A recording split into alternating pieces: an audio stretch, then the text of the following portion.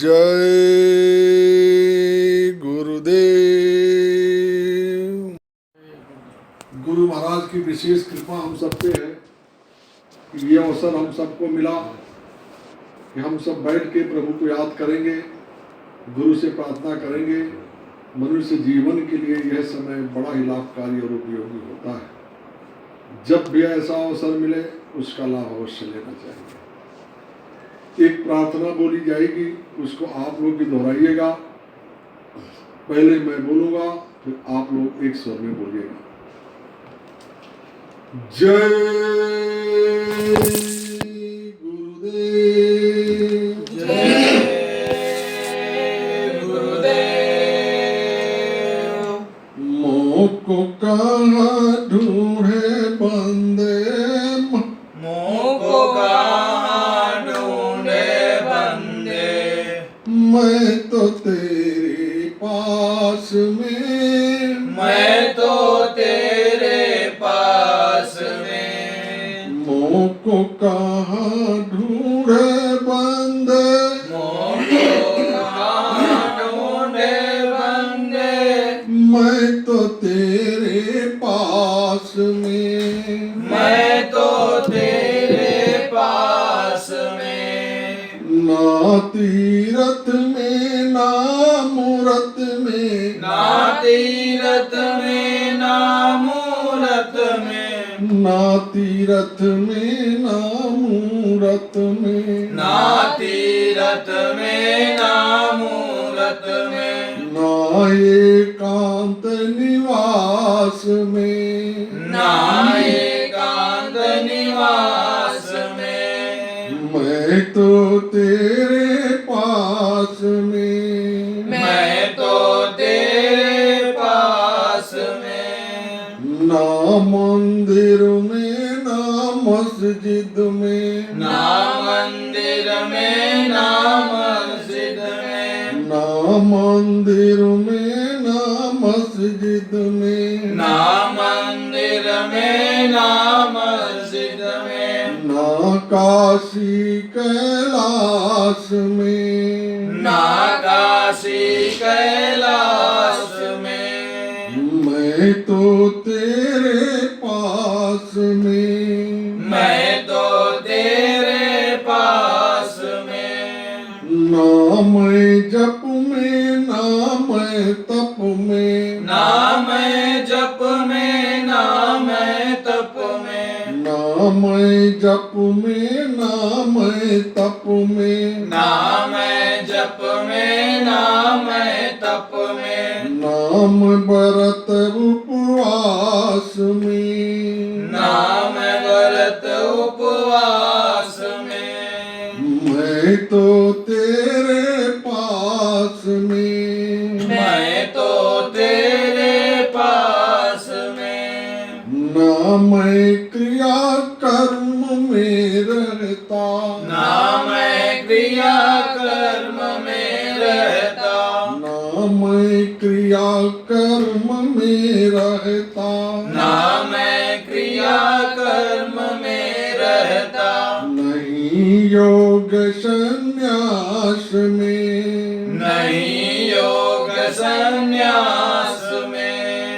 मैं तो तेरे पास में, मैं तो तेरे पास में। नहीं प्राण में नहीं पिंड में, नहीं प्राण में नहीं पिंड में, नहीं प्राण में नहीं पिंड में, नहीं प्राण में नहीं पिंड में, ना ब्रह्मांड आकाश में, ना ब्रह्मांड आकाश में। मैं तो तेरे पास में, मैं तो तेरे पास में। ना मैं भृगुटीय भंवर गुफा में, ना मैं भृगुटी भंवर गुफा में, ना मैं भृगुटीय भंवर गुफा में, ना मैं भृगुटी भंवर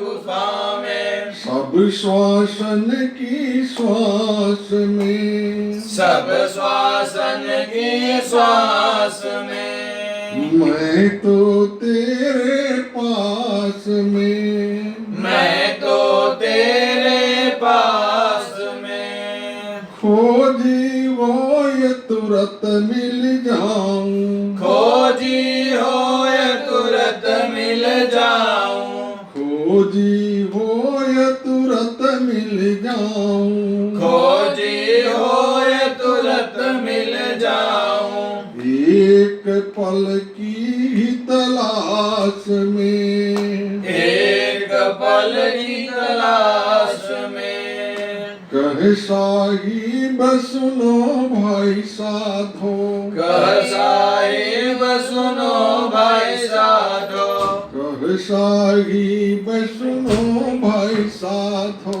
कह साहिब सुनो भाई साधो, कह साहिब सुनो भाई साधो, कह साहिब सुनो भाई साधो, सब श्वासों की श्वास में, सब श्वासों की श्वास में, मैं तो तेरे पास में, मैं तो तेरे पास में, मैं तो तेरे पास में, मैं तो तेरे पास में। जय गुरुदेव। जय गुरुदेव। उपस्थित सभी सत्संगी प्रेमी बच्चे बच्चियों सबको सादर सप्रेम जय गुरुदेव। यानी ये प्रार्थना जो आपने किया, इस प्रार्थना में ये बताई गई बात यह मुख्य रूप से कि परमात्मा आपके पास में है, कहीं नहीं है, न मंदिर में है, न मस्जिद में है, न गिरजाघर में, न गुरुद्वारा में, न काशी में, न कैलाश में, कहीं नहीं है।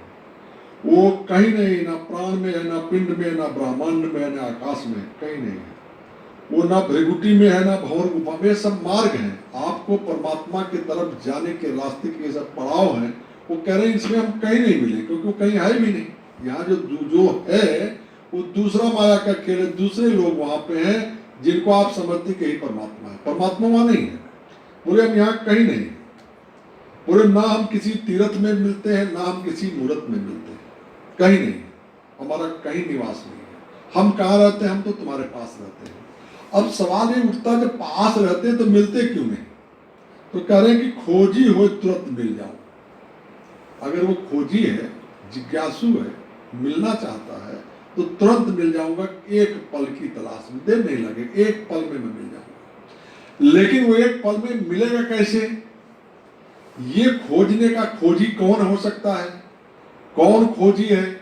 किस खोजी के तरफ इशारा किया जा रहा है? खोजी वो है जो परमात्मा के उसमें लगा हुआ है। गोस्वामी लिखा कि कलयुग केवल नाम आधारा, सुमिर सुमिर नर उतर नहीं पा रहा। सुमिरन का मतलब कि माला जपना या नाम जपना नहीं है। सुमिरन का मतलब उस परमात्मा को याद करना है। कबीर साहब ने भी कहा कि सुमिरन से सुख होता है और सुमिरन से दुख जाए। साहिब सुमिरन के किए सुमिरन साहिब माय समाए। साहिब सुमिरन के किए सुमिरन माय समाए। साहिब माय समाए। साहिब सुमिरन के किए साहिब माय समाए। मतलब उस सुमिरन करने से जीव उसी साहिब में, उसी परमात्मा में, जब आपका पिता उसमें आप पहुंच जाएंगे। मगर वो सुमिरन कैसे होगा? आप दिन भर जो सुमिरन करते हैं, 24 घंटा आपके दिमाग, हर आदमी सुमिरन करता है। आप सुमिरन करते हैं, काम धंधे वाला आदमी अपने काम का सुमिरन करता है कि हम दुकान पे जाएंगे, ये सामान होगा, ये सामान नहीं होगा, लिस्ट बना के लाता है, कल मंगाना है, उसकी पूरा सुमिरन रात भर वही करेगा। रात भर वही सोचेगा कि हमारा ऑर्डर चला गया, माल शिप से आ रहा है, ट्रक से माल आ रहा है, अनलोड कर। एक सुबह उठेगा, अरे मैं तो ऐसा सपना देखा। सपना क्या देखता? वही जो आप दिन भर रात भर सुमिरन करते हैं। घर में माताएं हैं जो हाउस वाइफ है, जो घर का सेवा करती हैं, उनके दिमाग में सुमिरन होता है उसके सुबह से शाम तक कि भाई ये मैं बना दूं अपने बच्चे के लिए, ये मैं बना दूं अपने पति के लिए, बच्चा स्कूल नहीं जा रहा, बच्चा ठीक से पढ़ाई नहीं कर रहा है, पतिदेव जो है उनको कैसे खिलाऊं, किस तरीके से वो खुश हो जाए, क्या उनके लिए कर दूं। और इस तरीके से पूरा दिन उसी का सुमिरन, और रात को वही करते करते जब सो जाते तो रात में वही देखते कि सुबह हम उठ करके मैं ये बना रहे थे, वो मैंने कुछ भी तरीके की वो चिंतन हुई रात में देखे। और यही सुमिरन धन दौलत वाला अपने रुपये पैसे का सुमिरन करता है। जिनके अंदर बाल बच्चे की कमी या ज्यादा है वो बाल बच्चे के लिए सुमिरन करते हैं। मान प्रतिष्ठा वाला मान प्रतिष्ठा का सुमिरन करेगा, नेता होगा तो अपनी नेतागिरी का सुमिरन करेगा, भाई किस तरीके से मैं गणित बैठाऊं, किसको दबाऊं, किसको हटाऊं, कहां फंसाऊं, कैसे करूं, किस तरीके से करूं कि मैं वो कुर्सी पा जाऊं, जो ऊपर कुर्सी है उसमें उसको पहुंच जाऊं। और जो कुर्सी में बैठा हुआ है वो इस चक्कर में रात दिन उसका सुमिरन करेगा कि मेरी कुर्सी हिल जाएगी, कभी भी हट सकती है, कभी कुछ हो सकता है, उस तोड़ जोड़ खोट में लगा रहेगा, किससे बात के रखूं, किसको अपने पक्ष में मिला के रखूं, कैसा करूं, ये उसका सुमिरन करता है। तो परमात्मा पास में होने पे भी आप परमात्मा को कैसे पाएंगे? परमात्मा को पाने के लिए परमात्मा का सुमिरन करना पड़ेगा। इस सुमिरन को कहा गया कि वो सुमिरन जो संतों के द्वारा आपको बख्शीश के रूप में नाम मिला, यानी कहा कि 5 नाम का सुमिरन करे और श्याम श्वेत पर सूरत धरे। 5 नाम जो गुरु बख्शता है उस नाम का आप सुमिरन करो और श्याम श्वेत पर सूरत धरो। यानी सूरत कहाँ पे लगाओ? आपकी जो भृगुटी है, त्रिकुटी है, जिसको तीसरा नेत्र कहते हैं, संतों ने उसको तीसरा तिल कहा, मुसलमानों ने उसको जो है सबिदा जुबैदा सबिदा कहा, या और भाषाओं में और तरीके से कुछ कहा गया होगा।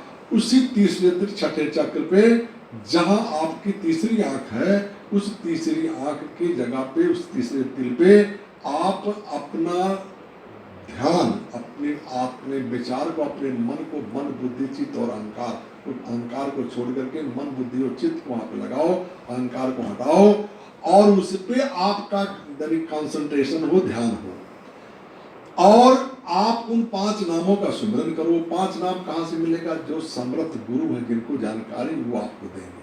किताबों के नाम पढ़ लेने से नहीं काम चलेगा, उसको लेकर के और उनके बताए तरीके से जब उसका आप सुमिरन करेंगे दिन में, गुरु महाराज ने कहा कि इन नामों का सुमिरन दिन में आप 8 जाम, 8 जाम का मतलब है 3 घंटे का एक जाम का, 8 3 24 घंटे में 8 जाम बनाएगा, यानी 8 पहर बनाएगा।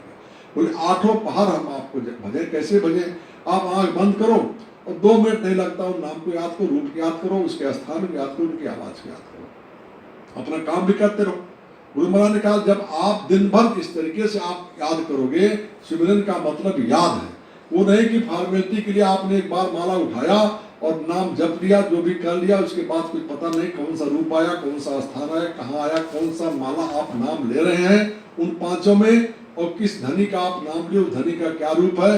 मालूम पड़ा तीसरे माले पहुंच गए, आपको ध्यान आ रहा है मैं कौन सा माला कर रहा हूँ, किस रूप याद कर रहा हूँ। ऐसा नहीं, वो सुमिरन बेगार से कुछ नहीं होगा।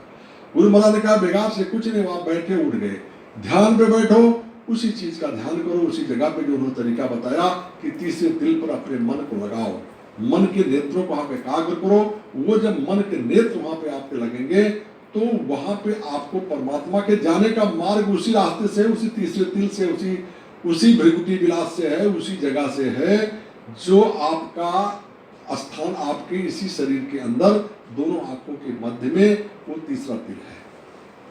शरीर में जीवात्मा का कहीं पता नहीं, पूरा शरीर उसी जगह से कमांड हो रहा है। इस सारी चेतना उस शरीर में मन और बुद्धि, अहंकार को, चित्त को, सबको उसी जीवात्मा के ताकत से ताकत मिली हुई है। लेकिन ये सब ताकत लेकर के उसी तरीके से, जैसे कोई यहाँ पे समझो कि इनलीगल व्यक्ति होता है और वो अपना कर्मचारी और काम धंधा करने वालों को फोन कर देता है, भाई हमको इतना रुपया ला करके दे दो। अब वो डरता, कमाता तो वो है, भोगता हुआ है, और बाद में बोले भाई ये तो बहुत बड़ा आतंकवादी, डर करके आप उसको पैसा देते जाते हैं, आप कमाते जाते हैं, आप अपने बाल बच्चों को सुख नहीं दे पाते, उसको दे देते, उसका ऐसा करता है। ऐसे ये मन जो है आपकी ताकत को लेकर के, और वो इंद्रियों के घाट पे बैठ करके और उससे रस की खोजता है। मन की गड़बड़ी ये है कि मन अपने भंडार से जहां से आया हुआ वहां वो जाना चाहता है, वहां उसको परम आनंद था, लेकिन वो आनंद नहीं यहाँ पे मिलता है, उसी आनंद की वो तलाश करता है। और आपके साथ लगा दिया गया, अब आपका उसका अगर संबंध ठीक हो जाए, वो गणित बैठ जाए आपकी उसकी, यानी दोनों का तालमेल बैठ जाए, तब तो समझो वो भी अपने घर पहुंच जाओ, आप भी अपने घर चले जाओ। लेकिन ये तालमेल बैठाने के लिए रास्ता महापुरुषों के पास है। वो रास्ता उन्होंने बताया, क्या रास्ता? कि सुमिरन करो। जब सुमिरन करोगे तो सुमिरन से सुख होता है, सुमिरन से दुख जाए, और साहिब सुमिरन के किए साहिब माए समाए, मतलब आप उसमें अंदर चले जाएंगे सुमिरन करने से। इन चीजों पे हमें अमल करना चाहिए, हमें देखना चाहिए भाई हमारा मुख्य कर्तव्य क्या है। और यदि हम संसार की चीजों का सुमिरन करेंगे तो अंत समय में हमारा ध्यान जहाँ पे जाएगा, अंतिम बासा आशा वहीं पे बासा, जो इच्छा अंतिम में होगी वही जगह पे जीवात्मा चली जाएगी। कहा है कि किसी ने लिखा है, किसी कवि ने लिखा था कि जैसे जो कंजूस व्यक्ति होता है वो क्या करता है कि बोले कि मंगन को दे कि पट देत बार बार है। ये दो अर्थी अर्थ में उन्होंने लिखा कि जो मंगता देखे दरवाजा बंद करते हैं, और जो दानी होते हैं उनको वस्त्र दान कर देते हैं। मंगन को दे कि पट देत बार बार है। और बोले कि कन कन जोरे दान पीठ परिवार है। एक एक कड़कर को जुटाएंगे, कंजूस उसको बटोर के रखेगा और दानी उसको बांट देगा। लेकिन उनका होता दशा क्या है? जो कंजूस उसका क्या होगा? भोगी हुए रहे बिरसत अवनी के मध्य। वो तो भोगी मतलब भुजंग बन जाएंगे, धरती के अंदर रहेंगे। और जो दानवीर होगा, जो दान देगा, वो संसार का कि वीर भोग्या वसुंधरा, वो पूरे संसार के सुख को भोगता है और इसके बाद उससे अपनी आसक्ति नहीं रखता है। तो वही जाकर के जब उन सुखों का आप त्याग कर देते हो, उससे कोई भाव आप नहीं रखते हो, आप कहते हो भाई ठीक है ये है लेकिन हमसे से क्या मतलब है, तो वही जाकर के फिर उसको आगे के लोगों में उसका प्रस्थान होता है। नहीं तो पूरे कर्म के भोग को आप यही भोगने के लिए दे दिया जाएगा। इसलिए कहा गया कि जो आप अच्छा कर्म करो वो कर्म आप परमात्मा को समर्पित कर दो, अपने इष्ट को अपने पास करो। जब आप उसको समर्पित करोगे तो उचित जगह वो खर्च करेगा, उचित जगह लगाएगा। और उचित जगह क्या है? आपको इस संसार के बंधनों से मुक्त करेगा। और यदि आप उसको भोगने, आपको कहेंगे क्या चाहिए, आप बोले हमको राज चाहिए, राज मिल जाएगा। लेकिन राज कहें तब से राज और राज से नर्क, तो दिक्कत फिर खड़ी। इसके लिए गुरु की जरूरत। गुरु ये बताता है कि आप ये काम करो, तो गुरु के बताए काम को जब आप करेंगे तो उसमें आपके ऊपर कर्म का भार नहीं बनेगा। काम वही करेंगे आप, काम दूसरा कुछ नहीं करेंगे, लेकिन आपकी जिम्मेवारी नहीं होती। वो आपके गुरु के आदेश में आपने काम किया तो गुरु उसके भला बुरा जो भी है वो गुरु उसकी जिम्मेदारी लेता है। और उस जिम्मेदारी में जब आप काम करते हैं तो आपको परमात्मा की तरफ जाने का मार्ग प्रशस्त होगा। इसलिए अंदर जाने के बगैर आपका परमात्मा नहीं मिलेगा। और परमात्मा को पाने के लिए अंदर जाने का रास्ता सिर्फ और सिर्फ सुमिरन एक रास्ता है। सुमिरन की कुंजी दिया महापुरुषों ने कि सुमिरन करो। लेकिन सुमिरन करने के लिए तरीका बताया कि सुमिरन सूरत लगाए कर मन से कछ न बोल, और बाहर के पट बंद कर अंदर के पट खोल। सूरत के साथ मन को लगाओ। सूरत कहाँ पे है? ये दोनों आंखों के बीच में जीवात्मा बैठी हुई है, वहां पे आप मन को लगाओ। सुमिरन सूरत लगाए कर मुख से कछ नहीं, मुख से बोलने की चीज नहीं रह गई है, क्योंकि याद करना है आपको नाम उच्चारण नहीं करना है, आपको अपने श्वासों पे याद करना। कि जैसे आपने 5 नाम जो देता है गुरु, तो आपने पहला नाम में जब सुमिरन किया तो आप याद किया वो परमात्मा पहले नाम का पहला स्थान कहाँ पे है, क्या आवाज उसकी है और क्या उसका स्वरूप है, वो बताता है। आप उसको याद करोगे।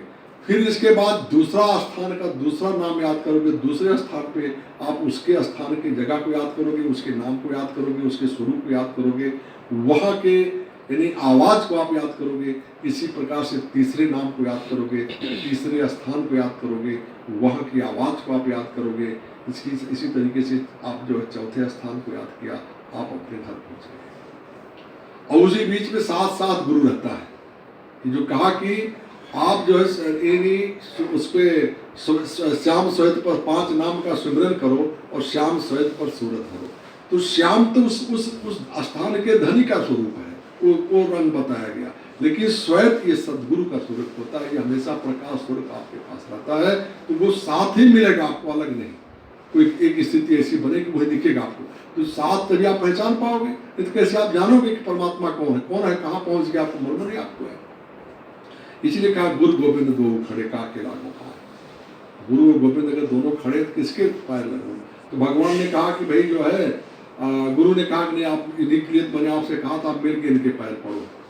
तो भगवान ने कहा नहीं, मेरे पैर मत पढ़ो, आप गुरु के पैर पढ़ो। गुरु ने कहा नहीं, भगवान के पैर पढ़ो, इन्हीं के लिए मैं आपको ज्ञान दिया था और रास्ता दिया था, इन्हीं से मिलने के लिए आप, क्योंकि आप इन्हीं से मिलने के लिए तड़प रहे थे। तो भगवान कहते हैं कि देखो आप उनके पैर पड़ जाओ, उनकी वजह से मैं तुम्हें मिल गया हूँ, और अगर वो नहीं तो हम कुछ नहीं, हम कहाँ मिलेगा, हम तो तुम विलुप्त हो जाएंगे। अगर आपने उनका सम्मान नहीं किया तो मैं गायब हो जाऊंगा। तो कहा अत्यय गुरु अपमानता नहीं सह सके महेश। भगवान शिव की वो कहानी, काकभूषण जो है वहां पे तपस्या कर रहे थे, यहाँ से दुख तकलीफ में चले गए, घर छोड़ के अकाल पड़ा जब बचपन में 10-15 साल की उम्र में, और वहां गए तो वहां पे जो विष्णु भक्त थे, वो जैसे बोले वैष्णव समाज है तमाम बना हुआ ना इसमें, तो विष्णु भक्त थे। और वहां पे अपना गए तो भगवान शिव का मंदिर था उज्जैन में, तो वहाँ भगवान शिव के मंदिर का पुजारी उनको देखा, तकलीफ में देखा तो इनको रखा, और रख करके इनको भोजन पानी कराया और समझाया, अपना बच्चा समझ करके, चलो बच्चा आ गया कोई ठीक है, उनको रखा उनको रास्ता दिया, वो रहने लगे, उनको अपना खाने पीने को मिलने लगा। और इसके बाद जब आदमी को खाने पीने लगता है तो आडंबर बढ़ा देता है, उसका आडंबर बढ़ता है, अगर ठीक से खाने पीने मिलेगा तो अपना धर्म पे जाएगा। कौन सा धर्म? जो जिसका अज्ञानता वाला धर्म, ज्ञान का धर्म जिसके पास होगा उसके अंदर आडंबर नहीं आता, वो समझता है। देखो जो धार्मिक है और जिसे सच्चा ज्ञान है वो कभी अपने को बड़ा मानता ही नहीं, वो हमेशा सबसे नीचे ही मानता अपने आप को, क्योंकि वो तो अपने आप ऊंचे ऊंचाई पे उसको लोग बैठा देंगे। और जिसको अज्ञानता वो बोले नहीं मैं तो हमको सबसे 1 नंबर सीट आगे चाहिए, पीछे नहीं बैठ सकते, वो झगड़ा कर लेगा। तो वो जब वहाँ रहा, उसको खाने पीने की व्यवस्था बन गई, ठीक से उसका जीवन चलने लगा, और गुरु उसको बार बार जो बताते थे रास्ता देते, लेकिन वो कह रहे नहीं हम तो वैष्णव हैं, विष्णु भगत हैं, वो उनको बैठे ठीक है। गुरु अपना ठीक है, गुरु का काम क्या आपको बताएगा, समझाएगा, आप नहीं करो तो नहीं करो, लेकिन तो भी गुरु की दया घटती नहीं है आपके ऊपर से, वो आपके ऊपर दया रखेगा, क्योंकि उसने आपको अपना लिया। वो जानता है कि अज्ञान है, इसका ज्ञान इसके अंदर नहीं है, तो उस अज्ञानता के नाते आपको बार बार बचाने की कोशिश करता है। एक दिन उन्होंने कह दिया, कोई बातचीत में चर्चा में उन्होंने कहा कि भाई विष्णु भगवान तो जो है उनके भक्त है, हरि के, हरि को हर का भक्त बताया, तो बोले कि हमको बर्दाश्त नहीं हुआ, हमारा मन गुरु से नाराज हो गया। और उधर क्या हुआ कि जब उन्होंने थोड़ा ज्ञान सीख लिया तो अपना कथा प्रवचन भी करने लगे। तो नौजवान थे ही और गुरु बुढ़ा हो चुका था, तो जो आते थे, दर्शक आते थे वहां पे, प्रेमी आते थे उस मंदिर में, जब इनका जब प्रवचन होता तो वाह वाह वाह वाह क्या प्रवचन भूषण जी का लगा, वाह बहुत अच्छा, आनंद आ रहा, और इनको अहंकार बढ़ता चला गया। तो एक दिन ये कथा कर रहे थे और उसी समय गुरु का आगमन हुआ। तो गुरु का आगमन हुआ तो ये अपना ये देख करके कोई हमारे सब भक्त लोग बैठे हैं, यदि मैं इनको उठ के प्रणाम करूंगा, ढीला डाला गुरु दुबला पतला, इसका कोई मतलब नहीं है, और इसको मैं अगर प्रणाम करूँ तो ये लोग समझेंगे तो इनसे ज़्यादा बड़का वो है, तो वो बड़का मान लिए जाएंगे, तो उठे नहीं, प्रणाम नहीं किए। जब वो प्रणाम नहीं किए तो गुरु से कोई मतलब नहीं इस बात से रहा, लेकिन भगवान शिव ने देखा है तो महिमा खत्म, गुरु का तो मर्यादा खत्म कर देगा, तो कहा अति गुरु अभिमानता नहीं सह सके महेश। भगवान शिव बर्दाश्त नहीं किए, उनको श्राप दे दिए कि जाओ तुम बैठे रहे अजगर जैसे, तो तुम ऐसे रहो और 1000 जन्म तुमको जन्मोगे, और इस तरीके से मतलब उनको बहुत लंबा कहानी आगे, हमारा विषय नहीं पढ़ाना वहाँ पे।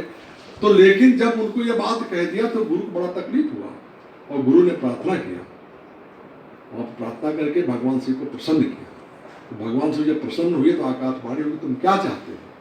तूने कहा कि प्रभु हमको तो आपकी भक्ति चाहिए, पहली बात हमको आप भक्ति का फल दीजिए कि मेरा आपके चरणों में स्नेह जन्म जन्म न जाए। दूसरी बात कहा कि प्रभु यदि आप प्रसन्न हैं तो इसके ऊपर दया करो, ये जो ये अज्ञान था, अज्ञानता भी इसने काम कर दिया, इसको आप दया करो, इसके ऊपर।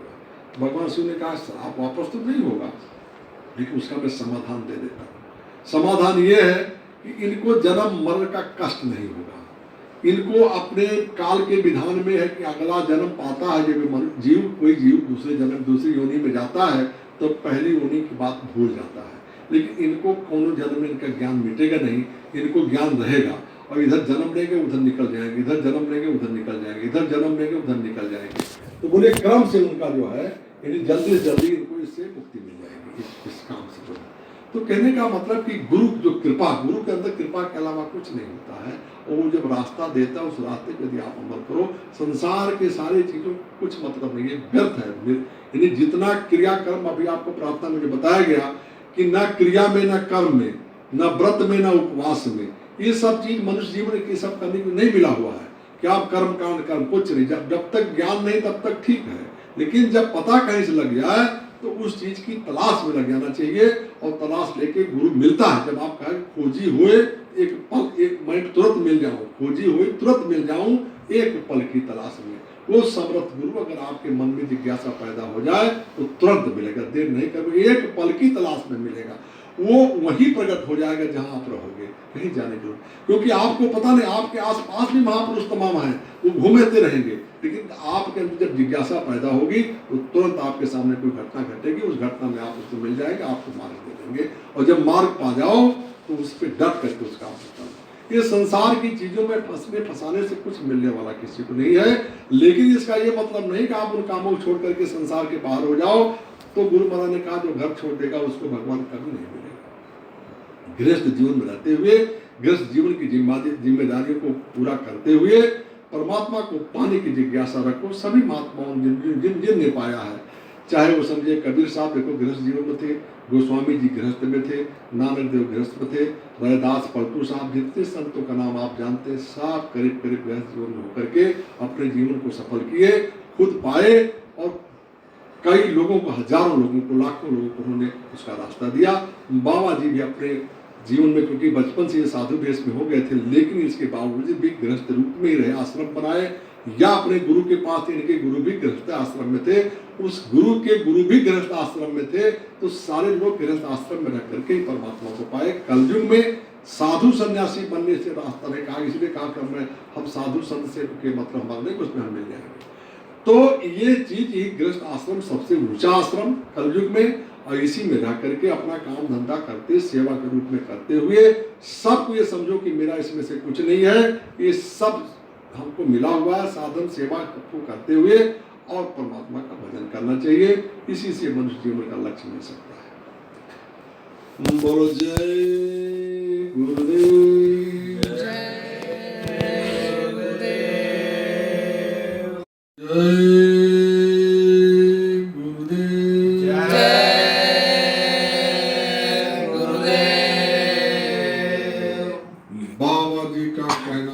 शाकाहारी रहना है, बाबा जी का कहना है शाकाहारी रहना है। हिंदू मुस्लिम सिख ईसाई शाकाहारी हो जाओ भाई, हिंदू मुस्लिम सिख ईसाई शाकाहारी हो जाओ भाई। बीमारियों से जो बचना है, शाकाहारी रहना है, बीमारियों से जो बचना है, शाकाहारी रहना है। बोलो जय गुरुदेव, जय गुरुदेव।